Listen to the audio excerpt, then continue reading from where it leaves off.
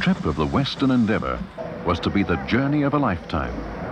By steam train across the Australian continent. A round trip of almost 5,000 miles or 8,000 kilometres. One of the greatest steam train journeys in history and the culmination of 6 years of planning by the New South Wales Rail Transport Museum.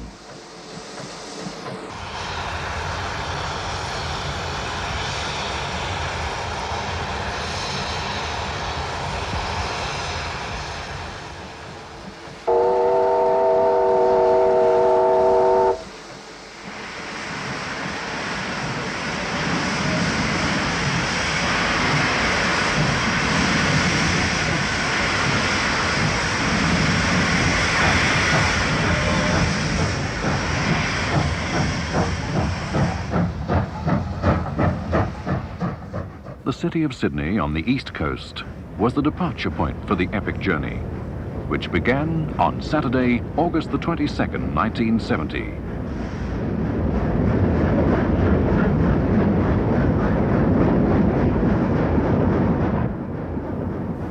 Sydney-siders watched with fascination as the first train to steam from the Pacific Ocean to the Indian Ocean set out.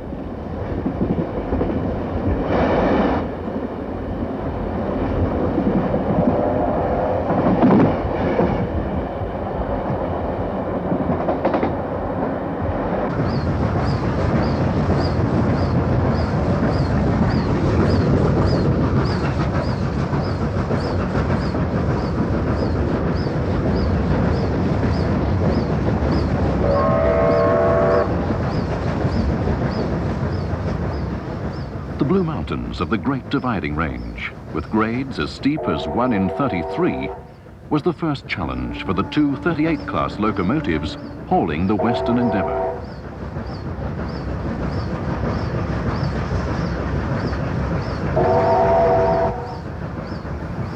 Australia is the world's flattest continent.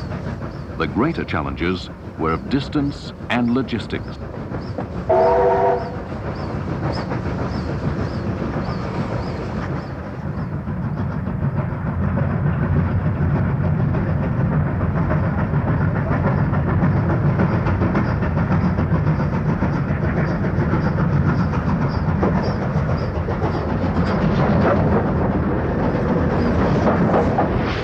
For one of the passengers, Harold Young, this was a proud moment. As Chief Mechanical Engineer of the New South Wales Railways in the 1940s, Harold Young was in charge of the design of the 38 class. It's great satisfaction to see the locomotive that you had in your mind working. It's you, really. And any carelessness or any mismanagement hurts. It does, you know.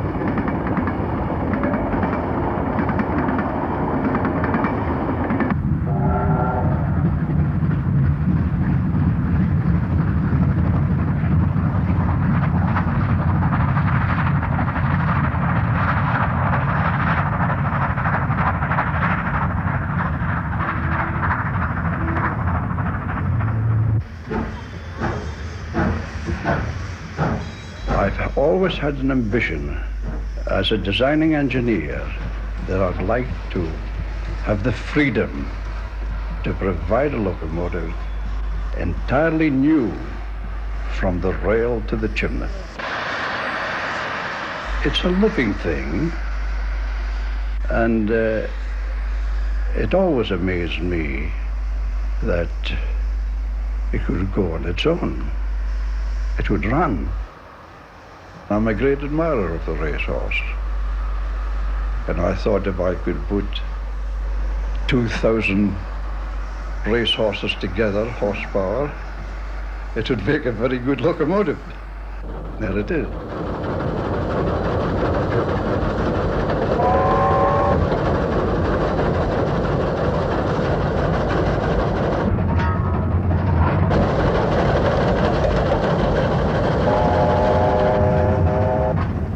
Once over the mountains, the train was steaming into the vast expanse of the Australian outback.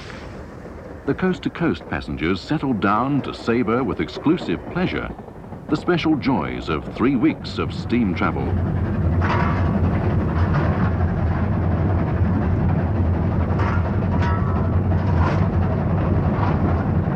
In the loco cabs, the hard work of keeping up steam pressure had its own special pleasure for the crews. This was no ordinary job. This was history in the making, a step back in time to the great days when steam was king.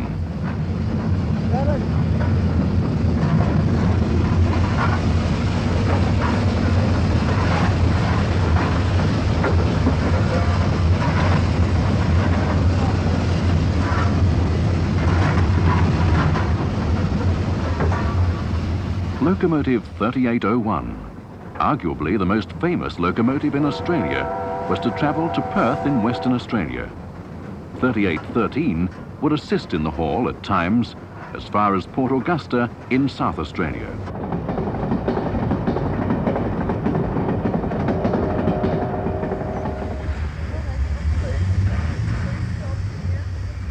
Menindee, the Darling River crossing. Never before had a 38 been seen this far west.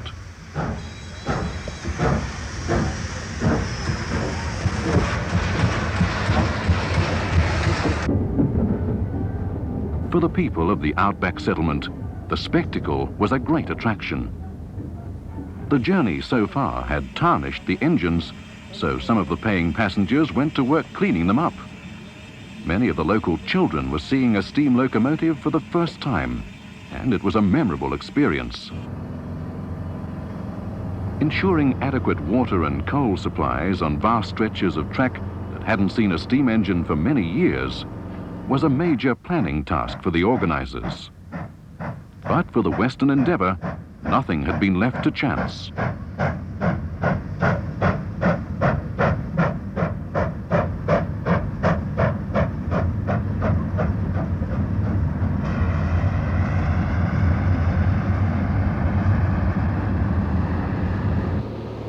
The idea of taking 3801 across the continent originated with the New South Wales Rail Transport Museum. The project was eventually backed by the state railways of New South Wales, South Australia, Western Australia, and the Commonwealth Railways.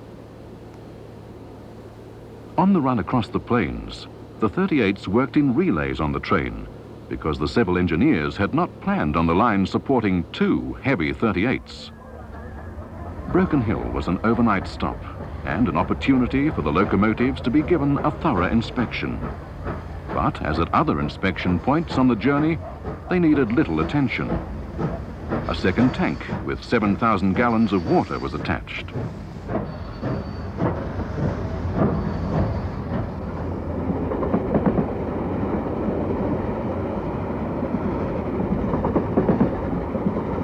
Early next day, the train, manned by South Australian Railways crews and accompanied by enthusiasts in cars, set out on the new standard gauge line to Port Pirie. Alongside was the abandoned narrow gauge line. The train was on one of the two standard gauge links that were built in the 1960s to provide Australia with its one gauge railway line connecting Brisbane to Perth.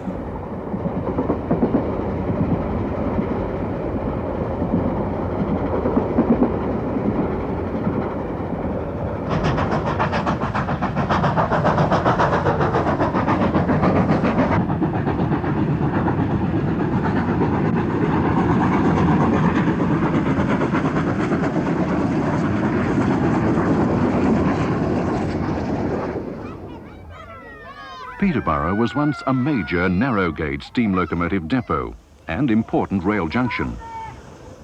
When the Western Endeavour passed through, the demise of steam was evident. Stored on side tracks, cold and silent, were the 400 class Garretts, some of the 28 steam engines waiting the scrapper's torch.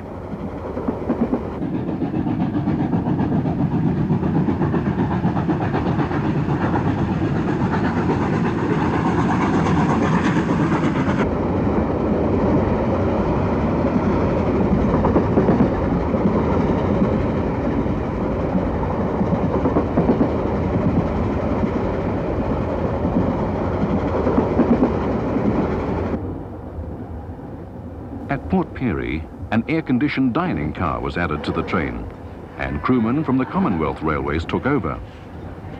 The passengers appreciated the improved dining facilities, but up on the footplate, firemen used to diesels were wielding the shovel for the first time in their careers. At selected locations, special photographic run-bys were staged. 3813 stayed at Port Augusta, while 3801 steamed west. A 3,000 horsepower diesel CL3 was attached to save water on the long desert run. In any case, the Commonwealth Railways could not find enough qualified steam drivers for two 38s. Ahead, more than 1,000 miles, 1,600 kilometers, across barren country almost devoid of people. A land of salt lakes, salt bush, and desert. Not another town for hundreds of miles.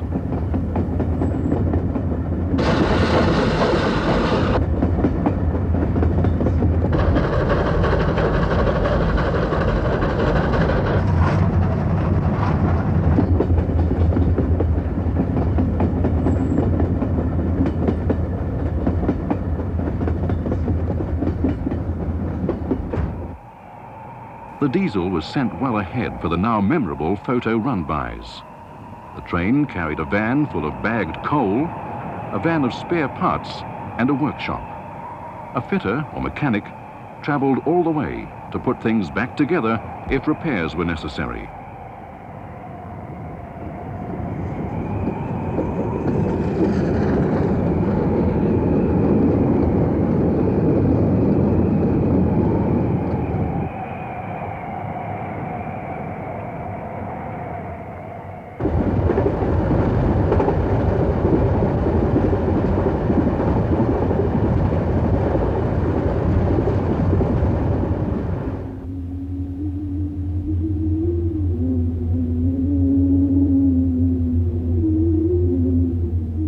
A dusty railway settlement, and a short stop to cross an eastbound freight.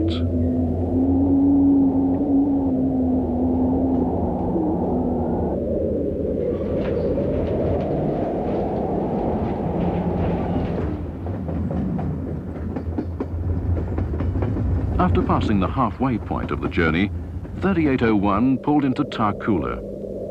It was not much more than a whistle stop with a pub, but years ago, in the days of steam, it was a locomotive servicing depot. The return of steam was a big event. Every servicing detail enthralled spectators, and all of the children received a souvenir lump of coal.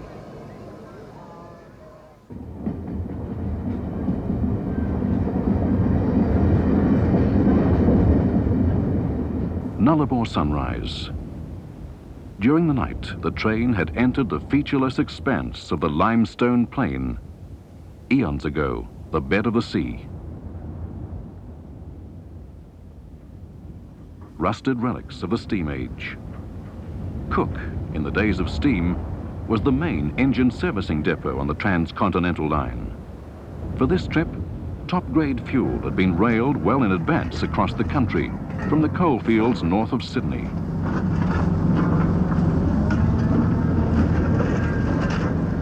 Cook is home to the men who run the trains and maintain the line, and home to their families.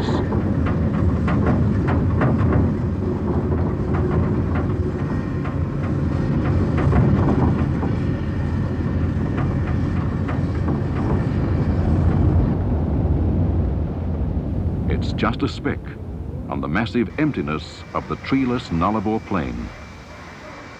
While the train was at Cook, the last of the motoring steam enthusiasts turned up.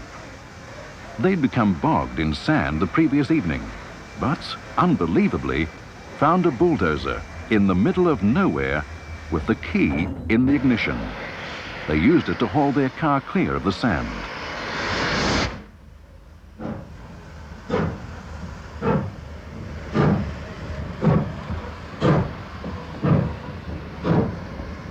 The journey continued on the longest section of straight track in the world, 297 miles, that's 478 kilometers without a bend. All day, early morning to early evening without a curve.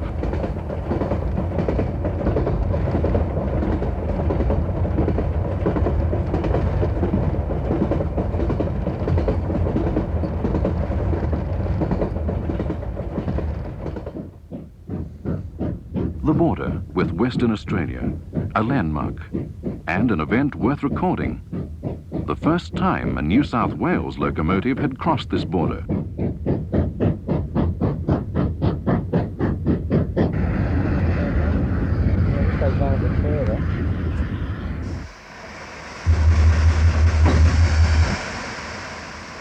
In this country, there's not too much in line-side features.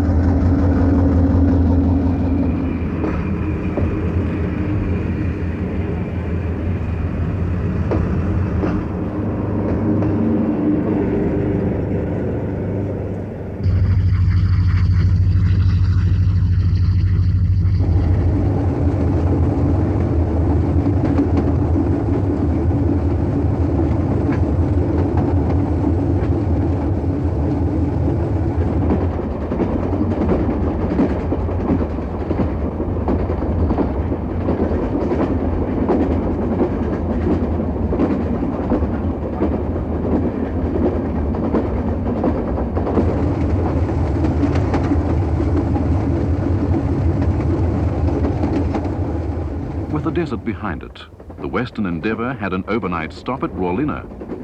In the morning, washed and serviced, 3801 headed towards Kalgoorlie.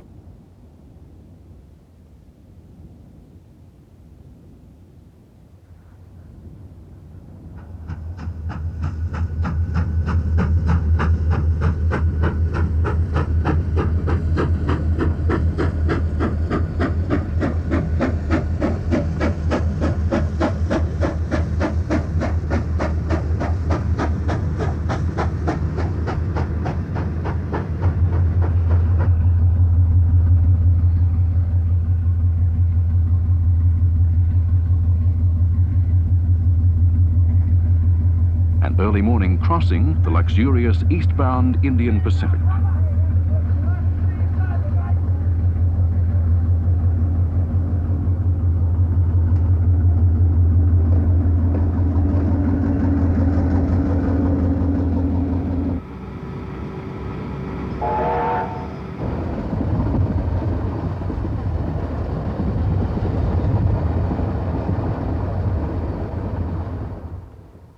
At Parkston, outside Kalgoorlie, the Commonwealth Railway's diesel was detached, so 3801 could take the train solo to the end of its journey.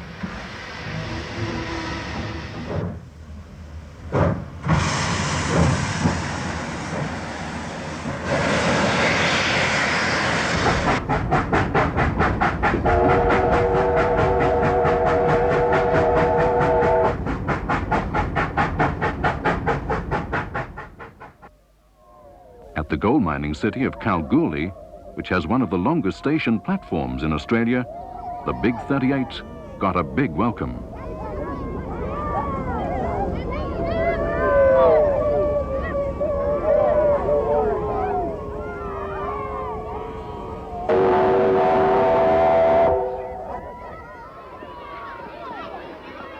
While the locals enjoyed the train, many passengers toured the district.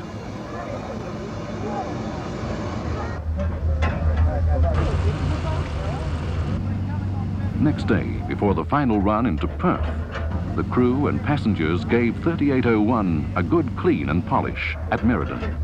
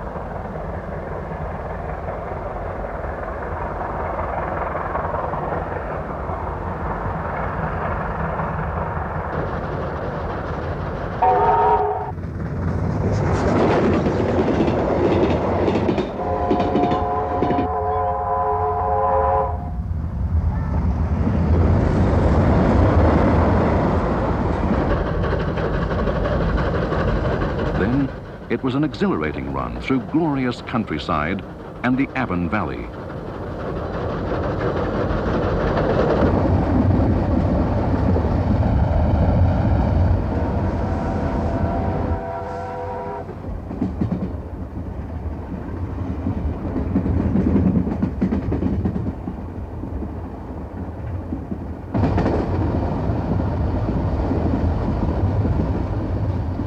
For the 139 passengers, it was a satisfying experience. The Western Endeavour was near its goal, the west coast of Australia.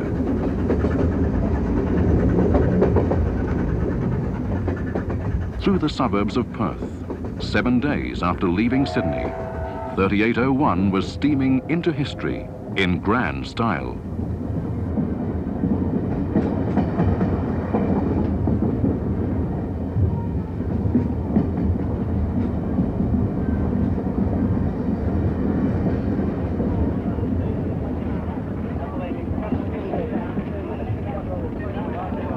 At Perth Terminal, thousands of people welcomed the train, its crew and passengers. It was a triumphant arrival, a triumph for steam.